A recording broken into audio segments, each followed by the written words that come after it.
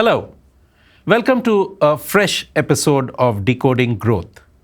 My guest today is Shankar Maruwada. Shankar started his career as a marketeer and ended up co-founding, which in hindsight perhaps is one of India's first analytics startup. At a time when analytics wasn't as common a word as it is today, sold it off, and interestingly, ended up being a part of UIDAI's founding team, what we know as Aadhaar today.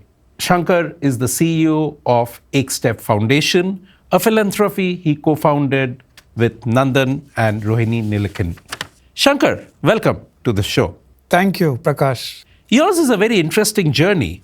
We started off kind of the same way, did our engineering stripes, did our MBA, even landed up in FMCG.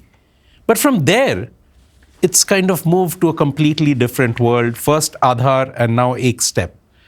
Walk us through it a bit, please. So, frankly, Prakash, it's just a series of unplanned coincidences. At Procter & Gamble, suddenly got this entrepreneurial itch. And with a few friends, we started a company in the heydays of the dot-com boom and bust. And obviously that didn't go well, but we pivoted it around and with another set of co-founders started a company called Marketix, short for Marketing Analytics. Again, it was our lessons from Procter & Gamble, the training we had, that pointed us to this niche.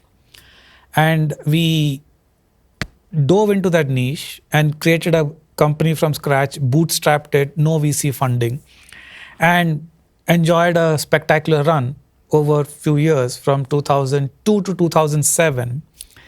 And we are doing very well. So when we went to the market to raise funding, that's when we got offers we could not refuse for buying us out. So this part of the story is what is already chronicled by Rashmi Bansal in that famous book, Stay Hungry, Stay Foolish. So that's the public part of Shankar Maruwada, which is known. Today, we have an opportunity to talk from what their hands. So how did you land up in Aadhaar and forward? Next happy coincidence. I thought I had sold my company off and had retired, and I met Nandan Nilekani at that time for the first time in my life at a social occasion. And when we got talking, he said that he had a big social project where he needed help, and would I be willing to help? I said, yes, why not? And a month later, I realized when it became public that that project was UIDAI.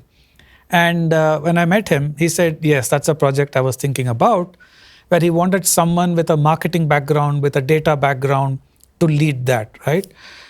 And given what he himself had shown via example, quitting Infosys to lead this, why should I not do that?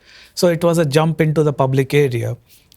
And that was the next happy coincidence where the brief to me was single line and simple. Convince 1 billion Indians to voluntarily walk to an enrolling station, give their data in return for a 12-digit number. Now, if there was ever a marketing challenge, I realized this was the ultimate marketing challenge. And 1 billion different people. 1 billion different people, right? And everything we had learned about marketing, from good old Kotler days to our FMCG days, you study the market, you segment it, decide which segments you want to go after, you target, and then you position. Here, there was one segment of 1.2 billion Indians, right? There was no targeting because everybody was the target. And so how do you position a UID, a unique identification number, was a challenge which took me the better part of 1 year to understand. And the process was one of unlearning followed by relearning. And that was a life-changing experience. So Aadhaar, you're saying, is a life-changing experience.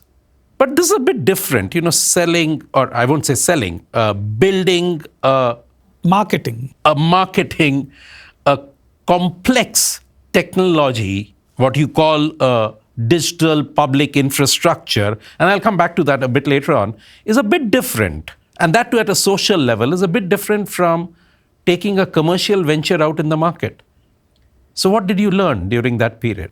Yes, you're absolutely right.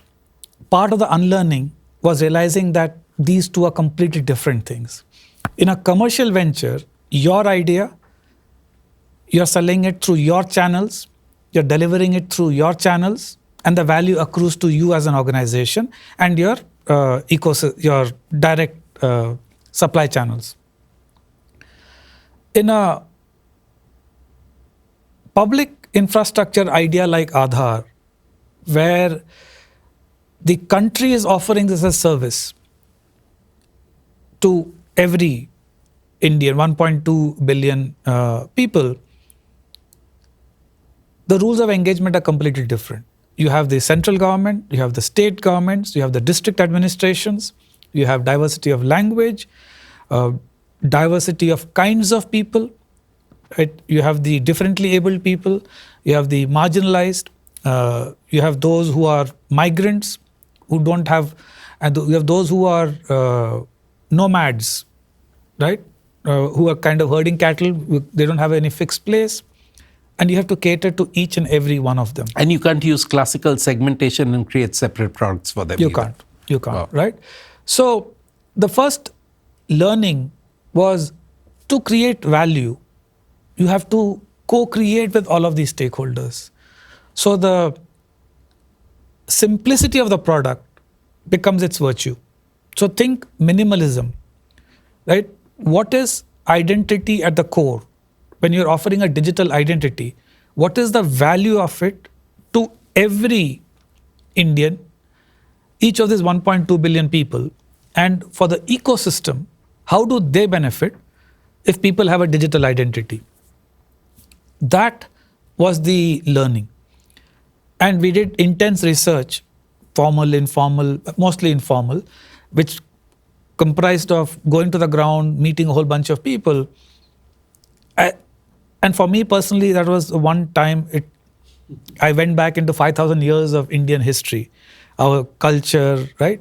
Who are we? What unites us as Indians, right?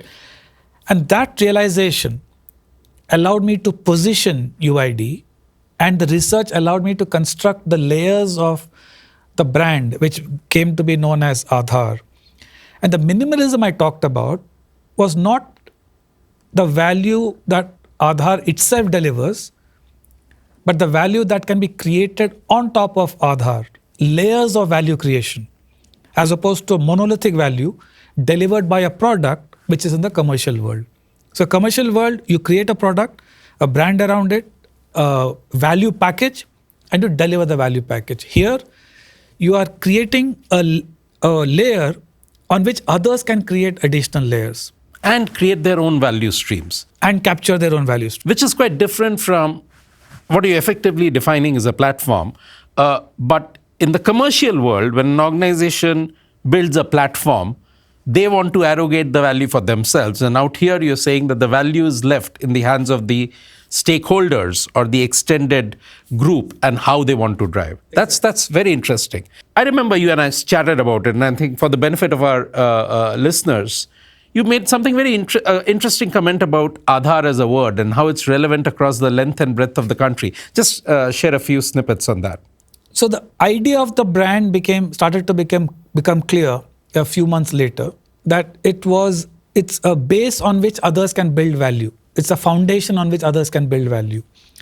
And while this was happening, we were looking for a word that would exist in many Indian languages, means the same in Indian languages, and is easy to pronounce. So it was a structured search for a brand name, 130 names, criteria, filter it down, etc. And Aadhaar was one of those. That sounds more commercial now. Yes. Okay. You get the best principles from there, right? But the ground research, especially a statement made by a colleague of mine was interviewing in Rajasthan. He said,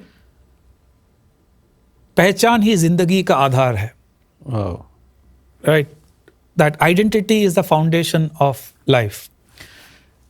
When he called and told me that was one good stroke of luck. A second stroke of luck was through linguists figuring out the word Aadhaar exists in all languages And in Kerala, Adharam is the term used for property papers. And Malayalam. identity is your biggest property. Wow. Right. So then we said, hey, this looks like it. Of course, we did all the usual checks, the commercial checks, negative association, easy to pronounce, how does it roll off? So that's how Aadhaar was the name for the brand promise of laying a foundation for equal opportunities. So the brand had 3 layers.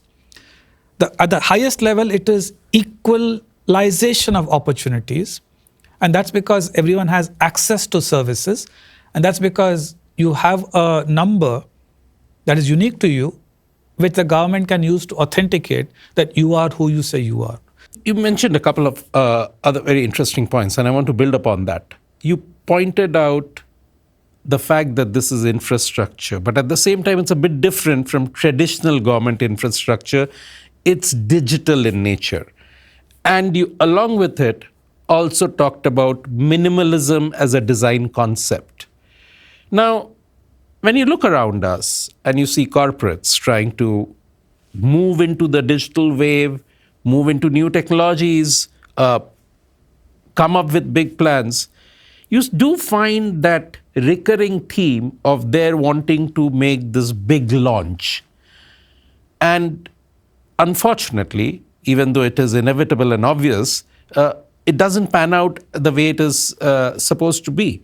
Isn't there a basic core principle from Aadhaar and its development, which I think is eminently essential for businesses to learn as they navigate through the uncertainties of technology? Yes, I think there are certain lessons. Let me share our experience. You're right. Infrastructure is that which does one thing. Roads do one thing. Ports do one thing. Aircraft, airport runway does one thing. So that part is clear, right? When you are providing infrastructure for 1 billion people, the first thing is you cannot be everything to everybody. So you have 2 scenarios. A scenario where something does one thing and only one thing at the scale of 1 billion. And another thing promises a lot of things. It packages a lot of benefits as a bundle, right? That will appeal to a few. Typically, corporates focus on creating value bundles, right? Because then they can charge a premium for that. And that value bundle will be disruptive for a certain segment. But the underlying part of over here is the technology part of it, which is evolving. Yes. And if you create a value bundle at a particular stage of technology, either you have not harnessed it properly or fully, or you have ended up having a limitation in terms of what you could have done. Yes, that's an excellent point and a very deep insight. So the theory that do one small thing at massive scale versus do a lot of things and you're limited by scale are 2 different philosophies. And here we are trying to do one massive thing at massive scale. Where? When you're trying to bring out a finished product. Yes, in the commercial whereas sector. what Yes. you did is a massive thing in a massive scale, but by using minimalism as a design principle. Yes. And So- I think that's a deep insight for Yes. folks to look at.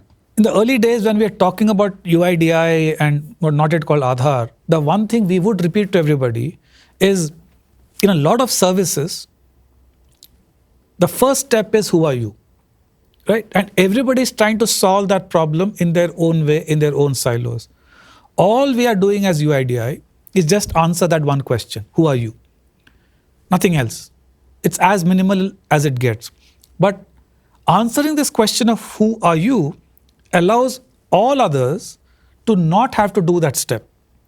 That was a simple thesis, right? So in a sense, it's a philosophy that I would call as incomplete by design. Aadhaar, in a sense, is incomplete because the true value realization of Aadhaar comes from others offering services which are based on are you who you say you are. Again, in a commercial world, that entire value capture happens within your ecosystem. Whereas in the public sector, you are banking on others to create value on top of what you have done. So layers of value creation versus a bundle of value creation, that's one difference. But when you're creating layers, each layer can evolve at its own pace. So if a better technology comes for one layer, you swap it out and swap in the new technology, right? So if you have and each layer is doing that one job, but together for society, it operates at massive scale and is also evolvable. Whereas in the case of a commercial bundle, any part of that bundle gets outdated, the whole bundle is jeopardized. I think the moot point to take out over there is, even if as a commercial entity, you are not wanting to enable the larger ecosystem, even though that's a separate discussion, and why should you is perhaps for a different date. Even then, instead of trying to find and provide the final offering, a layered approach to offering, using that minimalism in design as a principle might be a good idea. Yes. I did want to also talk to you about the challenges of bringing something like Aadhaar, which is at the core a technology stack. But it's just not a technology stack. As you said, it means different things for different people. It involves different stakeholders, and it involves building different ecosystems for different use cases. So sounds like a humongously complex exercise, even if you don't add in the number of 1 or 1.5 billion over there. So how do you handle that part of it from a business and marketing perspective? So for me, the reason Aadhaar was the ultimate marketing challenge is not only is it a FMCG style B2C marketing challenge, it's also the ultimate B2B marketing challenge, where you're convincing other stakeholders, other government of India departments, state governments, institutions like RBI, SEBI, private sector organizations, venture capitalists, large corporate houses, as to how a digital identity could benefit them. So you're selling the proposition for them to get onto the platform. Yes. And for different organizations, you're looking at what is their value add. For example, the Petroleum Ministry was spending 20,000 crores as LPG subsidy. So for them, it was stopping the leakage of subsidy. For the telecom sector, it was you spend a lot of money and paper in KYC. This is how you will benefit if the KYC becomes digital. To the states, you are spending a lot on food subsidy. This is how you can save a lot of money, which you can redeploy into other development.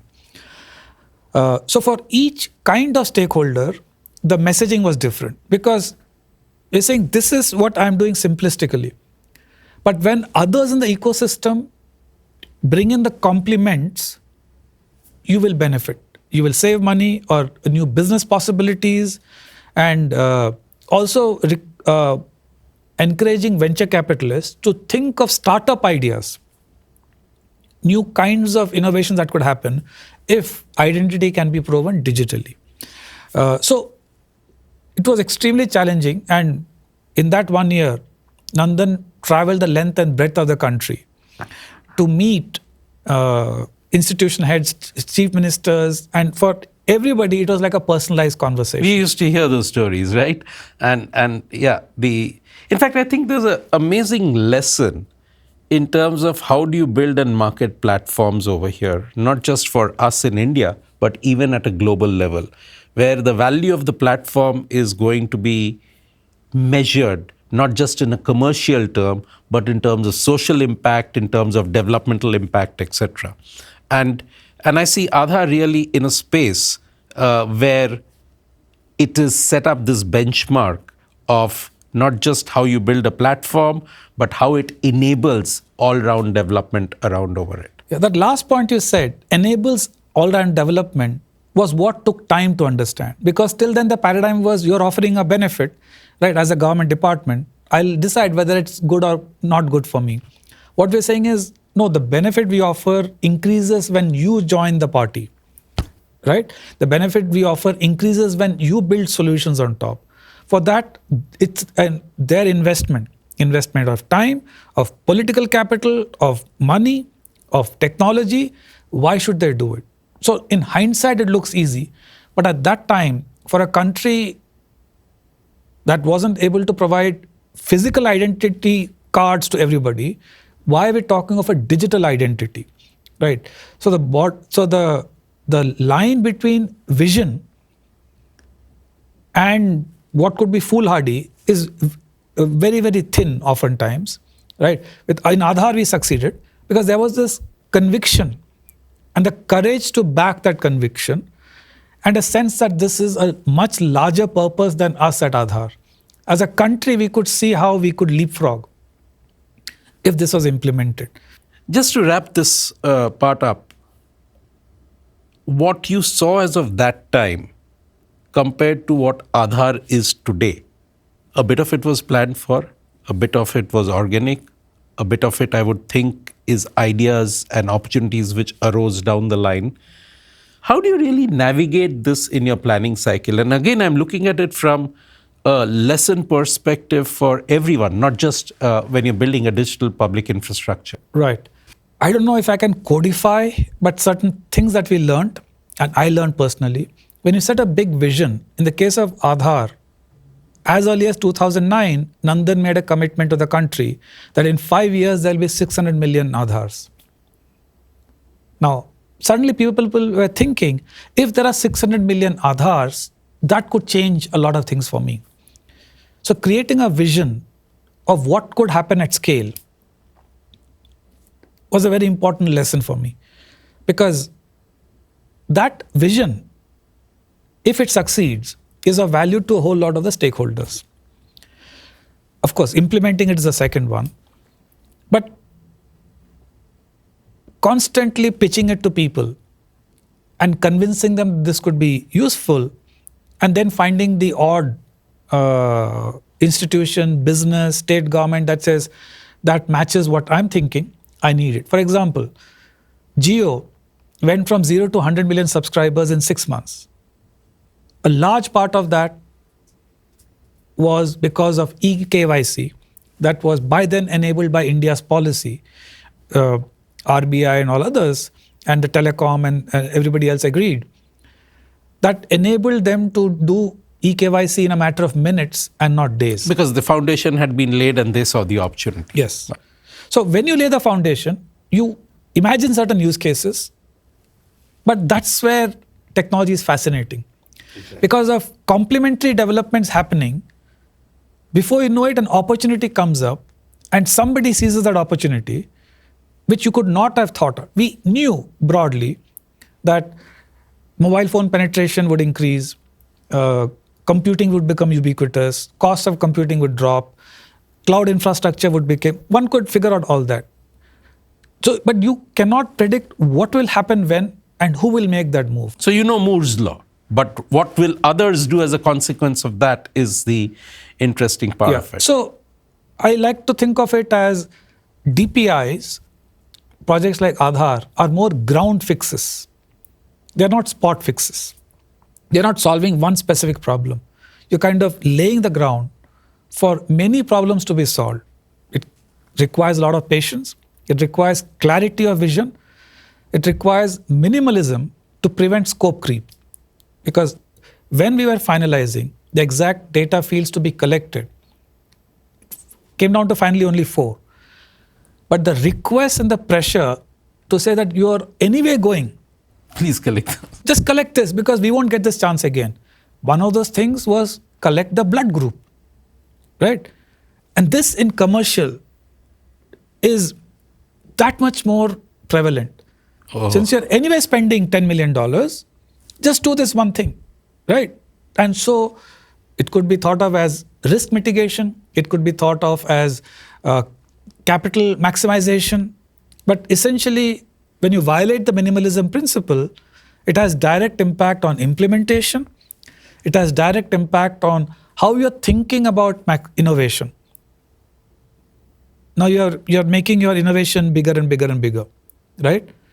who is that innovation of value to? What are the additional layers that starts to get diffused?